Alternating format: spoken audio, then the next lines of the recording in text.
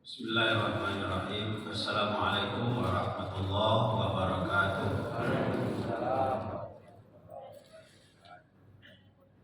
Alhamdulillahillazi arsala rasulahu bil huda wa dinil haq liyuzhirahu 'ala dini kulli wa kafa billahi shahidan. Asyhadu an la ilaha illallah wahdahu la syarika lah wa asyhadu anna Muhammadan 'abduhu wa rasuluhu la nabiyya ba'dah. Allahumma salli wa sallim ala sayyidina Muhammad wa ala alihi wa sahbihi ajma'in. Rabbi shrah li sadri wa yassir li amri wa hlul 'uqdatam min lisani yafqahu qawli.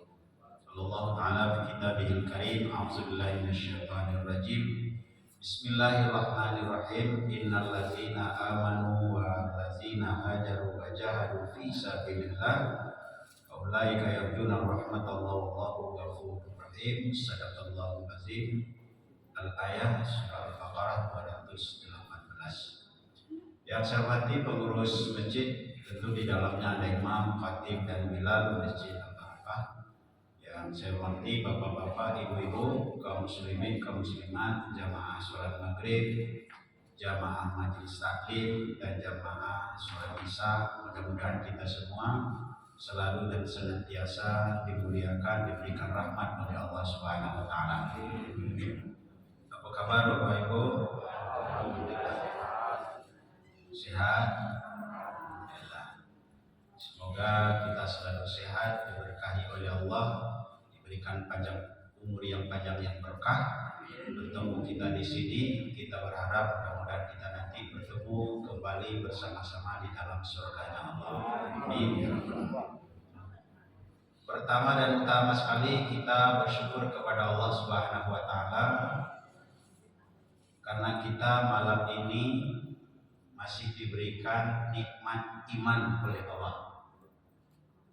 Walaupun nikmat iman itu yang kita punya masih tipis, Pak. Betul Pak Ibu? Apa iman kita lah tebal atau masih tipis? Masih tipis. Masih tipis kalau dibandingkan imannya para nabi, imannya para rasul, imannya para sahabat, imannya para ulama terdahulu, maka iman kita masih tipis. Apa buktinya tipis dibandingkan dengan iman nabi? Kalau nabi itu sudah dijamin masuk surga, kita udah dapat jaminan atau belum? Belum. Kalau nabi itu kalau dia tidak punya dosa, kalaupun ada dosanya sudah dijamin diampuni oleh Allah. Kita sudah dijamin. Siapa yang tak jamin? Nabi udah. Tapi bagaimana ibadahnya kepada Allah? Nabi itu sholat malam itu sampai bongkak kakinya. Itu ada tak yang sampai bongkak kaki kita? Ada? Aduh, cuman bukan karena sholat malam, tapi mungkin karena asam urat. Ibu jamaah yang dimuliakan Allah Subhanahu wa taala, dari iman yang tipis tadi bisa tambah tipis lagi, bisa tebal tambah tebal, bisa tipis lagi, bisa tebal. Artinya apa? Kalau iman kita ini, Bapak Ibu, yasdad wa yanqus. Kadang dia bertambah, kadang dia berkurang. Itu iman kita tuh, Pak. Ketika iman bertambah, iman meningkat, itu semangat ibadah tinggi, Pak. Sholat wajib, sholat sunnah, puasa wajib, puasa sunnah, ngaji tiap malam, tahajud tiap malam. Itu ketika iman sedang naik. Jangankan yang wajib, yang sunnah dikerjakan. Tapi ketika iman turun, jangankan yang sunnah, kadang-kadang yang wajib terlewatkan. Makanya Nabi selalu mengingatkan kita, Pak Ibu, tajdidu imanakum. Kamu selalulah memperbaharui iman. Kamu selalulah kata Nabi memperbarui iman. Supaya apa? Supaya iman kita itu jangan turun-turun. Beda dengan iman Nabi. Kalau iman Nabi itu yasdad wala yanqus. Iman Nabi itu selalu bertambah tapi tidak pernah berkurang, tambah terus. Karena iman Nabi tambah terus, maka tidak ada istilahnya mantan Nabi. Ada tidak mantan Nabi? Tidak ada. Nah, kalau iman kita manusia yasdad wa yanqus, kadang bertambah, kadang berkurang. Maka ada namanya mantan ustaz. Ada? Banyak. Mantan ustaz. Kenapa? Karena kita manusia biasa. Beda dengan imannya malaikat. Kalau iman malaikat itu la yasdad wa la yanqus. Tidak ada bertambah, tidak ada berkurang, tetap iman malaikat. Lalu kenapa yang menyebabkan kita iman kita bertambah, iman kita berkurang? Karena kita diberikan potensi oleh Allah. Satu, ada akal. Yang kedua, ada hawa nafsu. Kalau hawa nafsu yang diturunkan akalnya kalah, maka kita ini lebih puas daripada binatang. Tapi kalau akal kita yang menang ditambah iman yang kuat melawan hawa nafsunya, maka kita kata Nabi lebih mulia ketimbang malaikat. Maka kalau dikatakan malaikat itu tidak pernah salah. Tidak pernah salah. Kenapa? Tidak ada yang membuat malaikat itu salah. Ya, hawa nafsu tidak ada. Beda dengan binatang. Kalau binatang teori salah wajar. Kenapa? Karena dia diberikan nafsu tapi tidak diberikan akal. Jadi kalau binatang teori salah wajar kan? Wajar kan? Jadi jangan dulu bapak-bapak, ibu-ibu melihara kucing, melihara ayam, lalu ayamnya masuk ke dalam rumah atau kucingnya bising basingan, lalu kita nyumpah-nyumpahi kucing. Kurang ajar kucing ini, iko sudah dibersihkan, yang kencing, iko ayam itu juga. Perlu tak kita mencicit itu? Perlu tak? Tak perlu. Kenapa? Karena ayam dengan kucing tidak punya akal. Dimanapun dia terdekat, kadang-kadang dia bising di situ. Yang ada bagi binatang itu cuma insting. Jadi kalau kita yang menyumpahi kucing, yang salah itu kucing apa kita? Kita yang salah. Itu yang salah. Sebab apa? Memang kerjanya, woi kucing makan terus. Memang binatang memang hidupnya untuk makan. Kalau manusia makan untuk hidup. Tapi kalau manusia hidupnya untuk makan berarti sama. Ayo. Baik jamaah yang dimuliakan Allah. Maka supaya jangan sampai iman kita turun, kalau tidak akan naik minimal standar, maka ada 5 hal yang harus kita lakukan, Pak. Supaya iman kita tidak turun, tidak nyungsat, tidak terjun bebas, maka ada 5 hal yang bisa menyebabkan iman kita stabil. 1, talabul ilmi, majelis ilmu. Nah, seperti ini Pak. Ini dalam rangka meningkatkan atau menguatkan iman ini. Ibarat HP sedang dicas kan. Talabul ilmi. Yang kedua, iqra'ul Quran. Sering baca Quran. Bahkan kalau orang baca Quran itu kata Nabi, iqra'ul Quran Pak. Innahu ya'ti yaumal qiyamah syafi'an li ashabi. Bacalah Al-Quran sebab Al-Quran itu pada hari kiamat akan datang kepadamu syafi'an li ashabi. Dia akan memberikan syafaat kepada sahabatnya. Siapa sahabatnya yang dekat dengan Al-Quran? Siapa yang dekat Al-Quran? Yang sering membaca Al-Quran. Macam mana kita kadang-kadang Bapak Ibu nak meningkatkan iman kita, sementara kita kadang-kadang baca Quran itu kadang-kadang sekali seminggu. Ada tak? Ada yang sebulan sekali, ada. Ada cuma bulan Ramadan aja, ada. Macam mana iman meningkat? Pada di situ dijelaskan wa iza tuliyat alaihim ayatu zadatuhum imanan. Dan apabila dibacakan atau membaca ayat-ayat Al-Quran, zadatuhum imanan, iman akan bertambah. Nah, sementara kita tidak mau baca Al-Quran, Makanya banyak bapak-bapak, ibu-ibu baca Quran tuh kadang-kadang maghrib, sudah isya, sudah subuh. Ada yang baca tuh sudah subuh baik. Ada yang baca tuh sekali 2 hari. Ada yang sekali seminggu. Ada yang sekali sebulan. Ada yang sekali setahun seperti tadi. Ini yang kedua hal. Yang ketiga, bagaimana cara menjaga iman? Zikrullah. Kita selalu ingat dan berzikir kepada Allah. Zikir kepada Allah. Ala bizikrillah tatma'innul qulub. Hanya dengan ingat dan berzikir kepada Allah itu hati kita jadi tenang. Nah, ketika kita tenang hati, pikiran kepada Allah, meningkat iman itu. Zikrullah.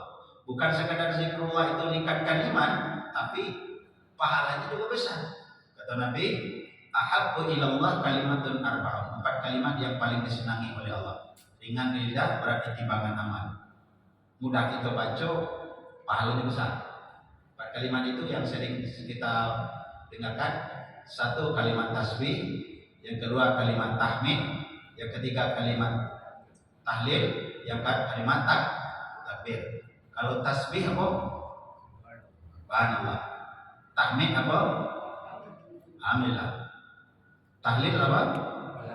La ilallah. Takbir. Nah itu tuh ringan di lidah, berat di timbangan amal tuh, besar pahalanya sekali. Makanya kita disuruh oleh Nabi zikrullah, selalu berzikir kepada Allah. Hati jadi tenang. Subhanallah walhamdulillah wa la ilaha illallah wallahu akbar. Subhanallah walhamdulillah wa la ilaha illallah wallahu akbar. Maka bapak-bapak, ibu-ibu, kita hebat sekarang ini karena kita sudah kemajuan ilmu pengetahuan, makin tinggi iman seseorang, sehingga momen-momen zikir bersama itu sudah banyak sekarang. Dulu tahun baru Islam ini redup-redup aja Pak.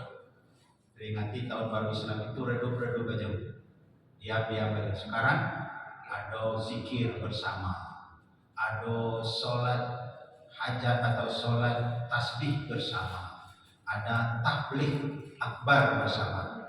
Ini yang paling banyak berzikir itu menghadapi tahun baru. Ini zikrullah. Ini meningkatkan iman itu dengan zikir kepada Allah. Yang keempat, Bapak Ibu, agar iman kita bertambah, iman bisa tanda. Yang keempat adalah memperbanyak bersedekah, memperbanyak sering-sering bersedekah. Kenapa sering-sering bersedekah itu? Karena memang itu yang akan meningkatkan iman kita kepada Allah. Karena sebenarnya di harta kita itu harta yang halal. Walaupun harta yang halal, di dalam harta kita itu rupanya ada hak orang lain. Hak fakir miskin, hak anak yatim harus dikeluarkan. Ada yang wajib, ada yang sunnah. Yang wajib namanya zakat, yang sunnah namanya sedekah. Maka sering-sering. Bahkan di dalam pahalanya, pahalanya luar biasa kalau kita sedekah. Beda dengan pahala sholat. Kalau bapak ibu sholat, itu pahalanya sekali. Setelah ibu bapak sholat, dicatat selesai pahalanya. Lalu ditulis pakai perbendaharaan pahala. Lalu ketika kita telah meninggal, masih ada dicatat pahala sholatnya? Tidak ada lagi, karena kita tidak sholat.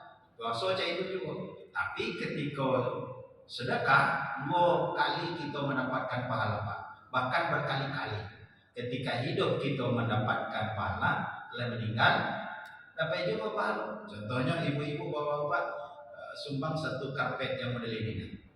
Lalu ibu-ibu sedekahkan, atau ibu-ibu, bapak-bapak membuat sumur bor untuk masyarakat mengalirkan air, atau jalan di depan rumah kita dibesarkan untuk orang dapat akses lewat.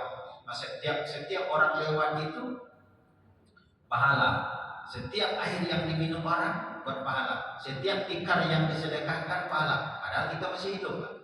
Sekali waktu hidup ngalir pahala. Nanti setelah kita meninggal dunia, karpet yang kita sumbangkan, kita sedekahkan, air yang kita berikan sumur tadi atau jalan akses tadi, lalu kita meninggal dunia dipakai orang terus. Tapi pahala dapat. Tapi pahala kan? Artinya dua.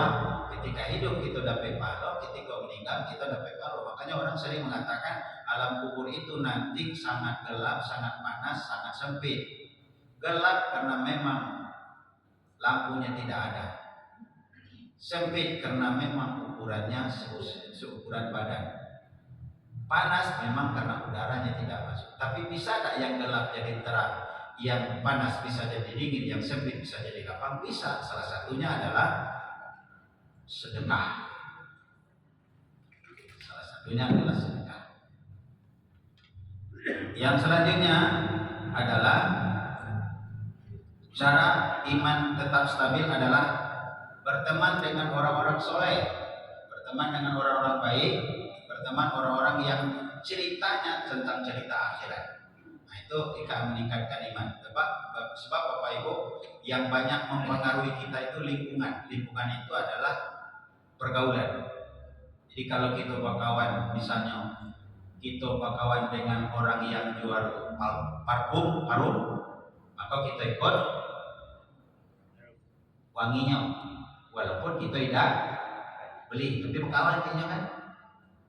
Tapi berkawanlah dengan tukang jual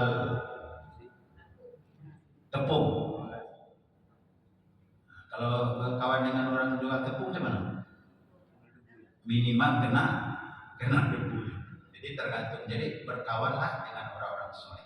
Ini cara meningkatkan iman Bapak Ibu jamaah yang dimuliakan Allah. Sampai di situ ada yang bertanya. Ini baru mukadimah cara meningkatkan iman. Ada? Baik, kita lanjut. Bapak Ibu jamaah yang dimuliakan Allah, materi yang akan saya sampaikan yaitu masih dalam suasana tahun baru Islam. Sekarang ini tahun baru ini tahun berapa Pak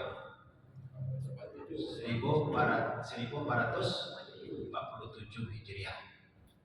Saya ingin sampaikan sekilas kepada Bapak Ibu apa bedanya kalender Masehi dengan kalender Islam. Itu bedanya Pak. Kalau kalender Masehi itu berdasarkan lahirnya Nabi Isa mulainya. Kalau kalender Islam berdasarkan pindahnya Nabi dari Mekah ke Madinah.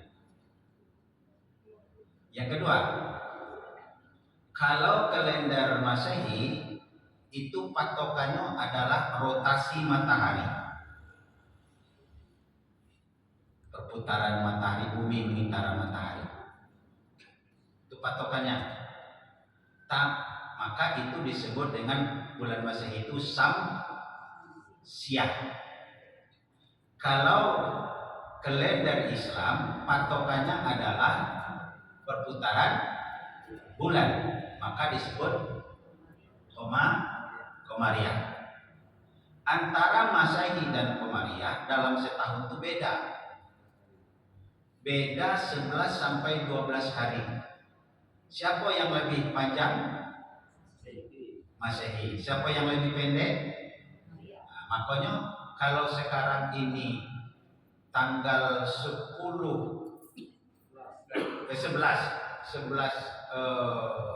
Muharram, kemudian berarti nanti Masehinya kapan Pak? 11 hari sebelum ini. Nah, itu Bapak Ibu jamaah yang dimuliakan Allah Subhanahu wa taala. Kemudian bagaimana prosesnya terjadinya tahun Hijriah ini? Bapak Ibu, proses terjadinya tahun Hijriah ini adalah itu disebabkan waktu itu kita belum punya kalender. Jadi Nabi 13 tahun di Mekah Pak. Tidak ada kalender Islam. Bulannya lah ada. Muharram itu lahado, Safar itu lahado. Tapi meletakkan Safar bulan yang kedua, Muharram bulan yang pertama belum ada, Pak. Jadi orang kalau bulannya sudah ada, Sya'ban lahado, cuma tahunnya dah ada, Pak. Karena dah ada mulai. Lalu tambah lagi Nabi di Madinah. Nabi di Madinah juga belum ada, Pak. Belum ada. Sampai zaman Abu Bakar, sampai zaman Umar. Nah, zaman Umar baru tercetus. Siapa yang cetuskan ide waktu itu? Terjadi peristiwa. Peristiwanya gimana? Ada seorang sahabat namanya Abu Musa al-Asy'ari, gubernur Basrah. Dia terima surat dari khalifah. Dia tidak tahu, oh surat lama, oh surat baru. Kenapa? Tidak ada tanggalnya, tidak ada kalendernya di situ. Baru apa? Lalu apa? Disampaikan keluhan ini kepada Umar bin Khattab. Lalu Umar bin Khattab mengumpulkan para sahabat. Setelah dikumpulkan para sahabat, Bapak dan Ibu, jamaah yang dimuliakan Allah Subhanahu wa taala, maka berembuklah mereka itu bagaimana supaya ada kalender tersendiri dalam Islam ini. Maka dikumpulkan oleh Umar bin Khattab para sahabat. Setuju tak kita membuat kalender tersendiri? Setuju. Nah, dari mana kita mulai? Maka ada sahabat itu menjawab, cak mano kalau kita mulai kalender ini, Islam ini dimulai sejak Nabi itu lahir. Nabi Muhammad lahir bulan berapa, Pak Ibu? Bulan Rabiul Awal. Lalu ditengok kapan Nabi lahir? Rabiul Awal. Pendapat itu tidak diterima. Tidak terima. Kalau andai kata pendapat itu diterima, berarti tahun baru kita Rabiul Awal. Tapi kan tidak terima. Ada yang berpendapat yang kedua, bagaimana kalau kita mulai dari Nabi menjemput perintah sholat Isra Mi'raj. Ditengok kapan Isra Mi'raj? Oh, bulan Rajab. Bulan ini lalu, Pak, tapi urutannya belum. Ternyata pendapat ini tidak disetujui karena tidak membawa pembaharuan yang signifikan. Datang lagi pendapat, bagaimana kalau kita mulai tahun Islam ini dimulai sejak Nabi itu menerima wahyu. Nabi menerima wahyu pertama tahun berapa? Bulan berapa? Bulan Ramadan. Ternyata pun itu pun tidak diterima. Kalau andai kata diterima, berarti tahun baru kita Ramadan. Malah ada yang mengusulkan, "Camano kalau kita mulai tahun Islam itu dari sejak meninggalnya Nabi. Meninggalnya Nabi kan sama dengan Rabiul Awal. Oh, tidak usah, jangan meninggal Nabi. Kalau kita tahun baru meninggalnya Nabi, berarti kita sedih-sedih terus. Berarti tahun kesedihan namanya itu. Nabi meninggal dunia, kita sedih-sedih. Padahal itu tahun baru, kita terima. Baru terakhir, baru terima. Yaitu pendapat kolaborasi pendapat Umar bin Khattab dengan Ali bin Abi Thalib. Apa kata Ali? Bagaimana kalau tahun Islam ini dimulai dengan pindahnya Nabi dari Mekah ke Madinah, hijrahnya Nabi dari Mekah ke Madinah. Apa alasan kau Ali? Satu, pembeda antara yang hak dengan yang batil. Apa yang hak yang batil? Ketika yang batil tinggal di Mekah, yang hak pindah ke Madinah. Pembeda antara yang kafir dengan yang muslim. Itu. Yang kedua, ini tonggak bersejarah di mana Islam ini disebarkan di Madinah dengan luas sekali dan membentuk peradaban dan banyak lagi yang disampaikan oleh Ali. Akhirnya apa? Maka pendapat Ali itu diterima. Ditengok Nabi itu hijrah kapan? Tengok, oh Nabi itu hijrah di bulan Muharram. Maka ditetapkanlah bulan 1 tahun 1 tanggal 1 bulan 1 tahun 1 itu bulan Muharram.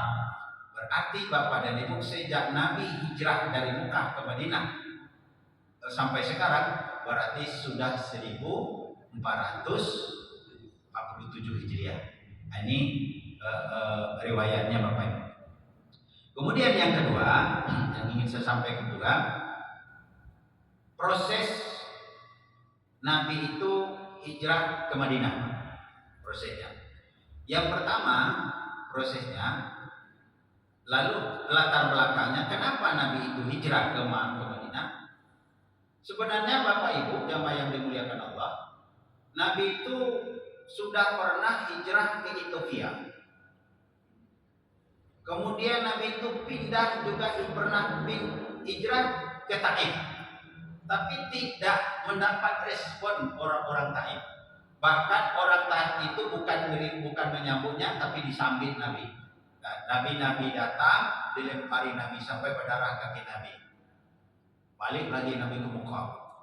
Sampai di Mekah Bapak dan Ibu, tetap juga Nabi menyebarkan agama Islam.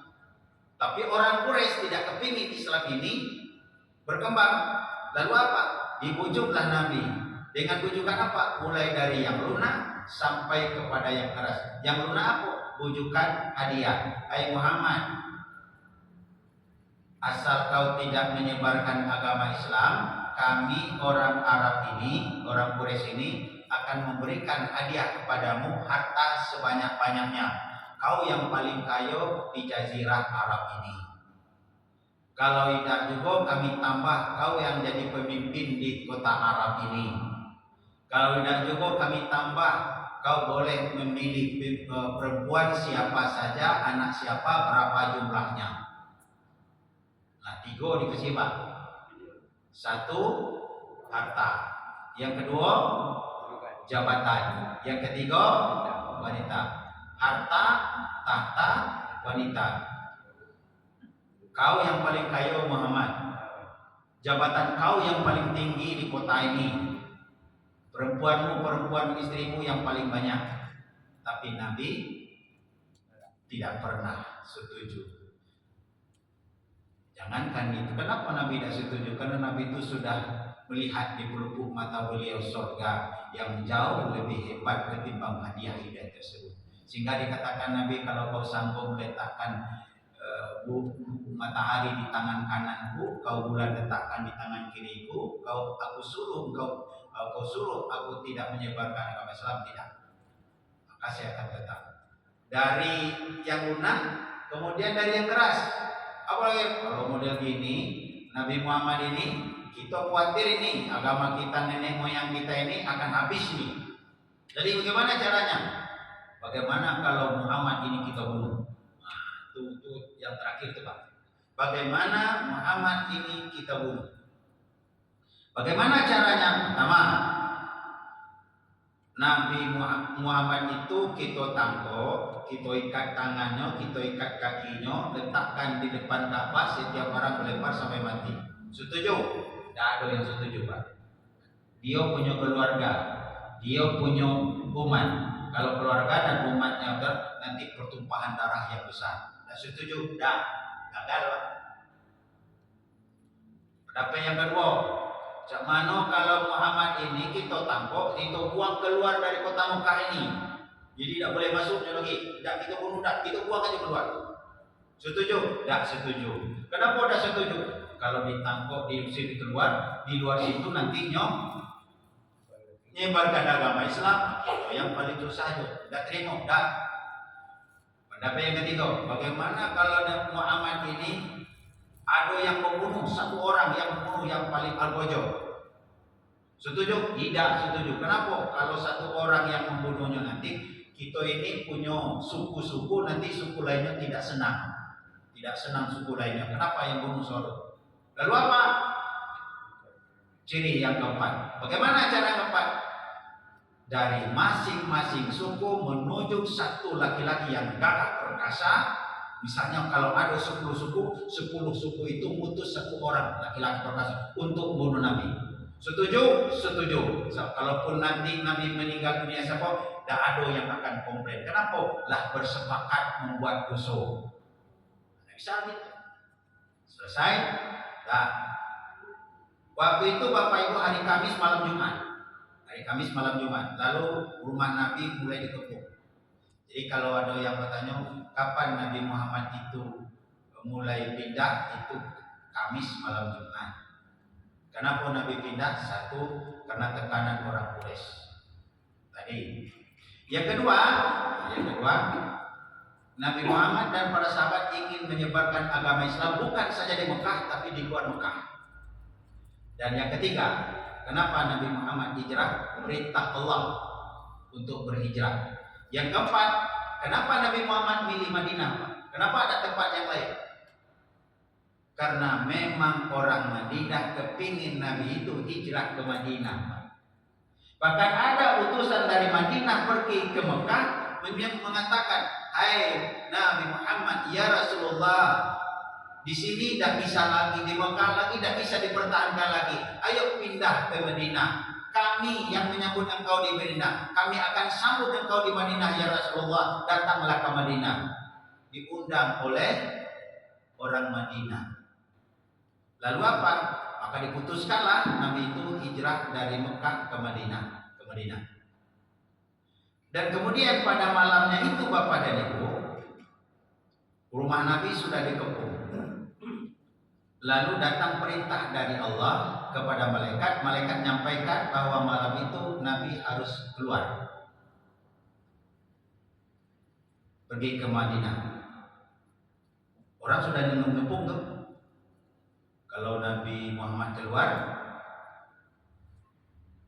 langsung Nabi dibunuh. Maka orang-orang yang di luar rumah Nabi itu Pak, udah tidur-tidur di malam itu Pak. Namanya pejago, berundang, udah tidur-tidur Pak. Supaya udah tidur Pak, minum kopi Pak. Kopi kepayang dulu. Supaya udah tidur. Datang malaikat, hai Muhammad, sekarang saatnya kau hijrah. Baik. Kata Nabi Muhammad kepada Ali waktu itu di rumahnya, wahai Ali, kau mau dah kau menggantikan tempat tidur aku?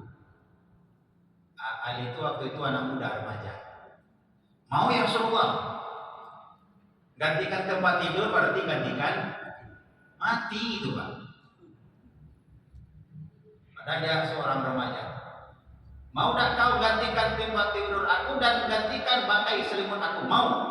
Maka tidur Ali bin Abi Thalib, kemudian bangkai selimut Nabi keluar. Qadarullah Bapak dan Ibu, ketika Nabi keluar kok, orang-orang yang sudah minum kopi tadi tidak mempan kopinya Pak. Tertidur kena qadarullah ketentuan Allah. Kenapa? Ada ayat yang dibaca, surat Yasin ayat 9. Wa ja'alna min baini aydihim saddan wa min khalfihim saddan fa aghshaynahum fahum la yubsirun. Maka kami jadikan di antara mereka, di depan mereka, di belakang mereka ada dinding dan mereka tidak melihat. Nah, ini ayat kadang-kadang dipakai oleh orang-orang maling, Pak. Bapak yang ini jangan dipakai sembarangan Pak. Lah nanti kita nama libolo pakai bolo ayat. Jangan nami bayi hadis sadang, min harbi sadang. Pak saya nabi makan yang sebut. Bahkan alaihi surut, alaihi surut. Jadi kalau ayat ini bisa sama dengan pisau Pak. Ayat-ayat para itu sama dengan pisau. Kalau dipegang oleh orang baik, makanya jadi baik. Tapi ayat Quran kalau dipegang dengan orang jelek, orang yang jahat, dia memanfaatkan ayat Quran. Ibu yang dimuliakan Allah, lalu tertidur Pak. Lalu dia tak ambil pasir oleh kita sini, dan Nabi pun berangkat, mampir di rumah Abu Bakar. Kata Nabi, wahai Abu Bakar, mau tak kau menemani aku hijrah ke Madinah? Kata Abu Bakar, inilah yang saya tunggu-tunggu ya Rasulullah. Bisa menemani engkau, berkawan engkau, mengawal engkau hijrah dari Mekah. Dan saya sudah siapkan untuk kita 2 kuda yang bagus. Itu hebatnya sahabat Nabi Abu Bakar Pak. Lalu Nabi Bapak Ibu berangkat malam itu, tapi tidak langsung pergi ke Madinah, tapi Nabi itu mampir dulu, nginap dulu, sembunyi dulu di mana Bapak? Di Gua Tur. Apa artinya maknanya? Sebenarnya perjuangan itu perlu siasat, perlu strategi. Sebab apa? Kalau siasat yang dipakai siasat Nabi langsung ngajak ke Madinah, efeknya apa Pak? Pasti ada yang ngejar. Tapi setelah ada Nabi 3 hari, lalu 3 hari itu kemana makannya Nabi? Diantarkan oleh anak Abu Bakar namanya Asma. Antar terus. Nah ketika akan masuk ke Gua Tur, maka apa kata Abu Bakar, seorang sahabat yang hebat? Wahai Rasul, jangan dulu masuk ke dalam. Kenapa? Biar saya yang masuk ke dalam. Kalau di situ ada binatang yang berbisa, kadang-kadang mana yang kotor-kotor, biar saya bersihkan dulu, saya tutup dulu lubang-lubangnya. Itu yang namanya sahabat, Pak. Kalau kita sahabat, kira-kira kalau masuk gua pada itu, siapa yang kita dulu masuk? Kau masuk dulu. Kalau enggak, kalau Abu Bakar enggak, betul. Sampai di dalam Bapak dan Ibu, masuk ke dalam, qadarullah langsung ada jaring laba-laba. Seolah-olah gua itu tidak pernah dimasuki manusia. Di mulut gua itu ada sarang burung, dan burung itu sedang bertelur dan hinggap di situ. Maka orang Quraisy pun walaupun dapat ke situ Bapak dan Ibu, dia tidak akan percaya. Bahkan dia sudah tegak model gini, Pak. Apa kata kawannya yang lain? Tidak mungkin Muhammad di situ. Kenapa itu jaring laba-laba? Kalau dia ada yang masuk pada jaring laba-laba itu sudah putus. Tidak mungkin ada burung di situ sedang bertelur. Kalau ada orang masuk, pasti burung itu sudah terbang. Tidak mungkin. Abu Bakar Pak dan Ibu sudah gigil. Kenapa gigil? Abu Bakar melihat kaki orang yang kafir Quraisy itu di atas. Andai kata orang kafir Quraisy itu menengok aja ke bawah, kelihatan. Tapi dia disuruh menggigil, bukannya menggigil takut mati Abu Bakar, tapi dia kepingin Nabi Muhammad ini selamat. Maka dikatakan oleh Nabi, kau la takaf wa la tahzan innallaha ma'ana. Kau jangan takut, jangan gentar, Allah tetap bersama kita. Lalu tidak jadi masuk kafir Quraisy ke dalam. Kenapa? Kira itu Pak. Ternyata Bapak dan Ibu di dalam itu Abu Bakar duduk menengok situasi, disuruh ya Rasulullah kita lalita berangkat, tidurlah dulu istirahat. Lalu Nabi istirahat, tidur. Lalu tidur Nabi, kepala Nabi itu di paha Abu Bakar. Nabi tidur. Dan Abu Bakar menunjukkan kakinya. Bapak Ibu, dalam sejarah saya baca itu, ternyata ada beberapa lubang yang belum sempat Abu Bakar nutupnya, Pak.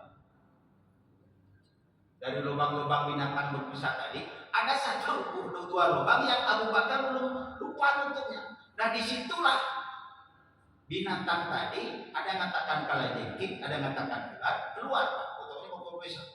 Nah karena dia ingin masuk, lalu ditutup oleh Abu Bakar dengan telapak kakinya. Jangan sampai dia masuk, ini Nabi Ado. Ditutup Pak. Digigit nyolah kaki Abu Bakar. Ada yang ngecekkan kalajengking Pak. Kalajengking itu berbisa Pak. Namanya kalajengking Arab.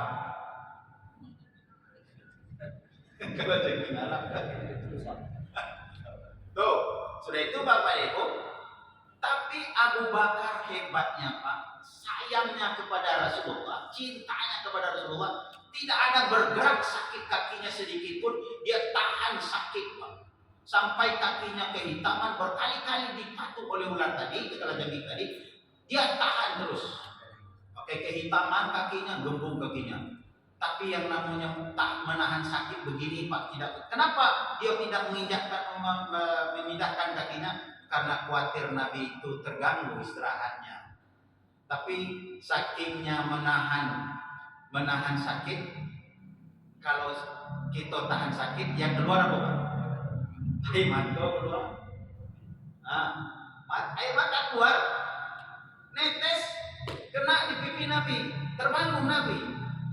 Wahai Abu Bakar, kenapa engkau menangis? Apa engkau tidak setuju engkau hijrah dengan saya?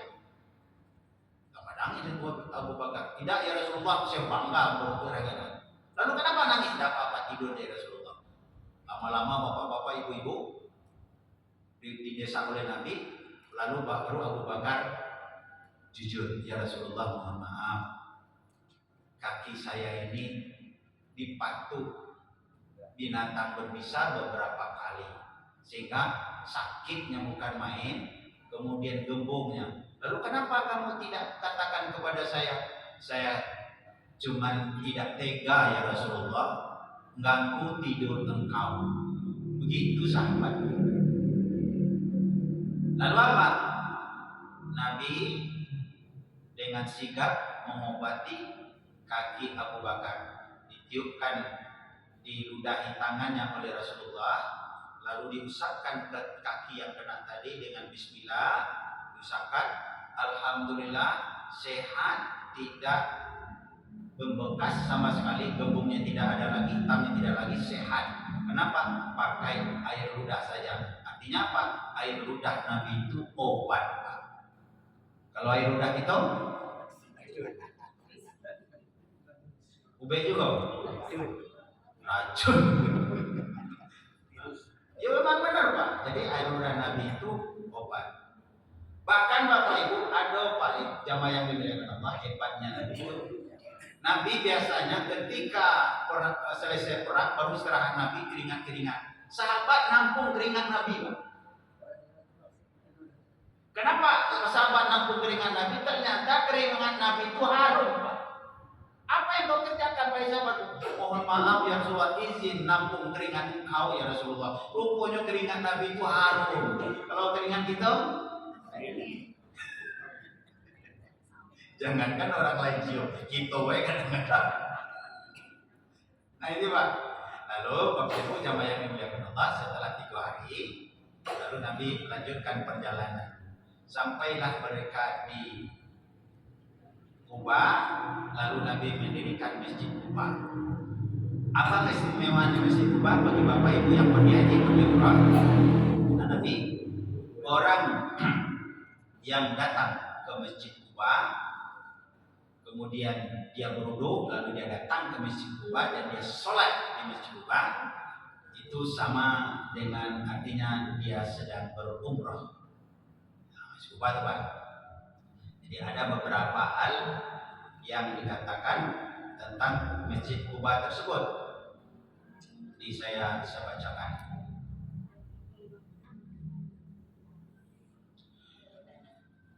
Man tatahhara fi baitihi thumma ata masjidahu Quba'an fasalli fihi salatan kana lahu ka ajran umratin.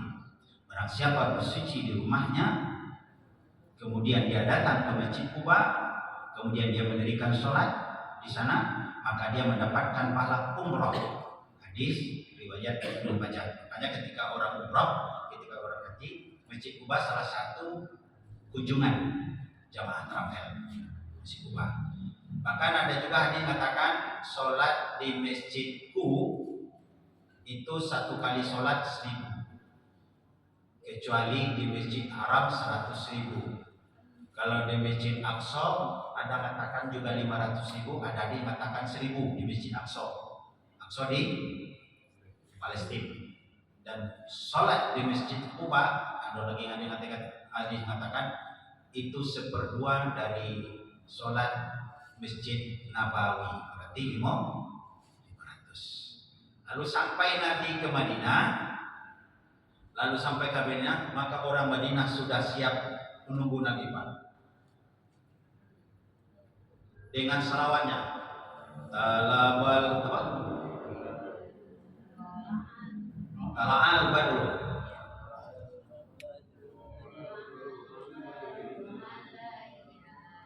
Min saniyatil wada. Itu semuanya orang nunggu. Rembulan sudah datang, pemimpin segera sudah datang, orang kumpul segalanya Pak. Hebatnya orang Madinah itu Pak Tuh. Ya Rasulullah, di rumah saya aja ya Rasulullah. Yang lain katakan di rumah saya saja ya Rasulullah. Bahkan dia pegang tali onta Rasulullah. Ya Rasul, di rumah saya ini ya Rasulullah. Rumah saya kamarnya 2, ambil oleh kamu 1, saya 1 ya Rasulullah. Yang lain malah tegak di depan onta Rasulullah mengatakan, di rumah saya saja ya Rasulullah. Bingung Nabi Pak.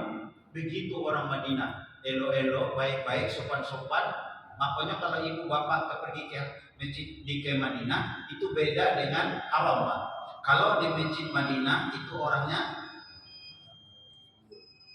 agak sopan-sopan, agak santun-santun. Kecuali kalau di Mekah Pak. Kalau di Mekah agak kasar orang tua. Banyak Quraisy di situ kan? Di Quraisy banyak di situ.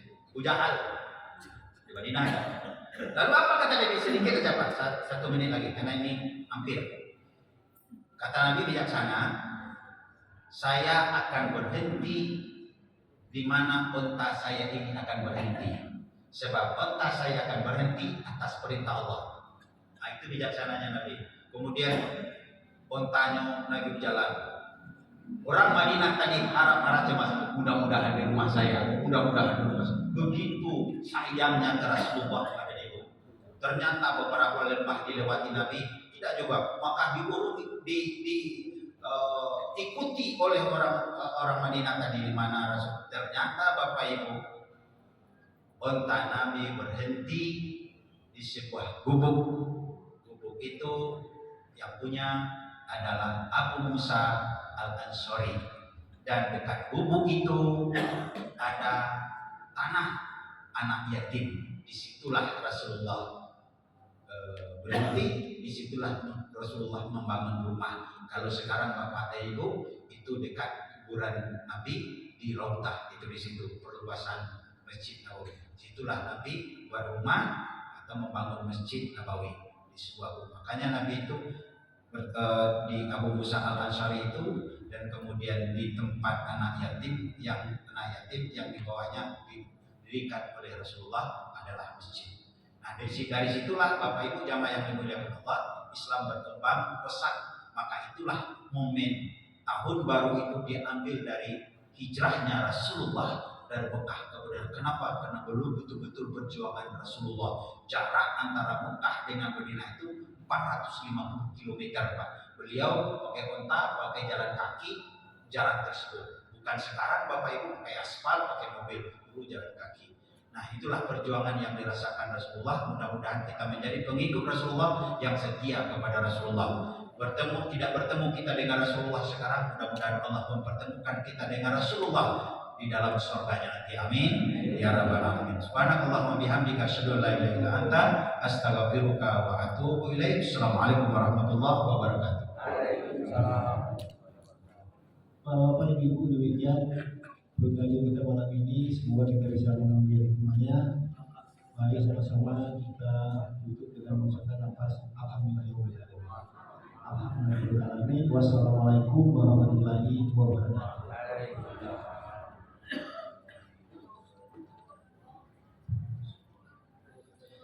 Allah